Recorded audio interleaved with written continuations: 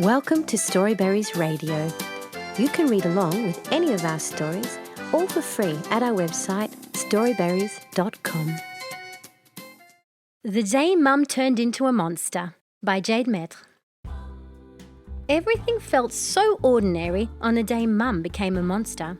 George and Jack came home after school. "Hi boys, how was your day?" asked Mum. The boys didn't reply. They dropped their school bags in the middle of the kitchen. They kicked off their shoes and socks and left them in little piles.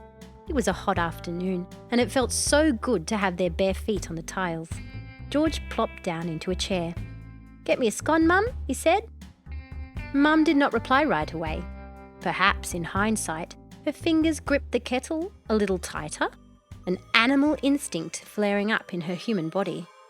Was there a moment when the inevitable mightn't have happened? When her spirit might have valiantly battled to escape her human form? Neither Jack nor George could later say. What they both agree upon is that a small and snarly growl was heard. Jack thought it was their dog Bentley until he realised that the dog was in the backyard. But then the moment passed. Mum turned and smiled at them. "Have you washed your hands?" she asked sweetly. "Sorry, Mum," said the boys. "We forgot." And who could blame them? There were a billion more important things to think about, like football cards and cricket games, and they went to wash their hands in the kitchen sink. They splashed water everywhere. That was no problem. Mum was already standing beside them with a towel in her hand, ready to dry down the mess. It was uncanny how she was always able to tell when Jack and George would accidentally splash something or drop something. But, "Jack," whispered George. What was it? Jack followed his brother's eyes. Mum was still smiling, the towel in her hand, but there was something tight and strained about her smile, something menacing about the way she held the cloth, ready to wipe down the surfaces. George looked like he'd seen something dark in the tightness of her grin, in the strain of her eyes, as though an interior war waged beneath her skin. It was somehow beastly. Then Mum became herself once more. It was unnerving. "George, my sweet, is there something the matter?" Nothing," he stammered. "I didn't say anything." The boys ate their scones very quietly now.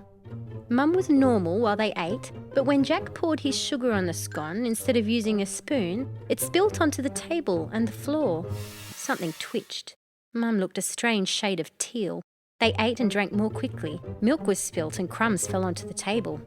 "Let's get out of here," whispered Jack to George. They left their plates and cups where they were and escaped the kitchen, not bothering to pick up their school bags and tripping over their discarded socks.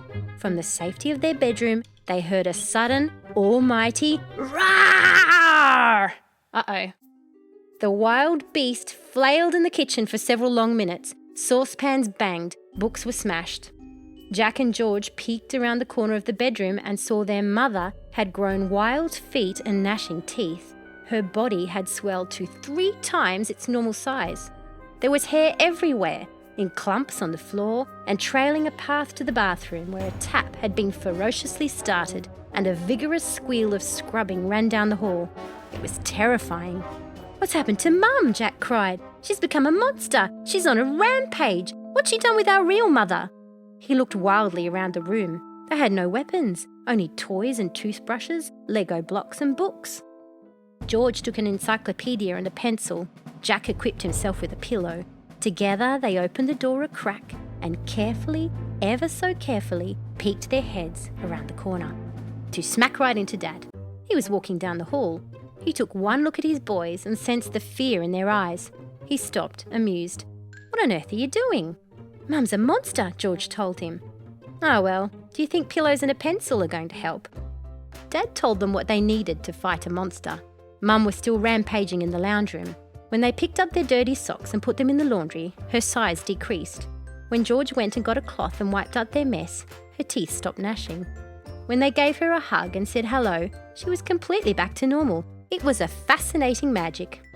Jack and George never forgot how to tame the monster after that.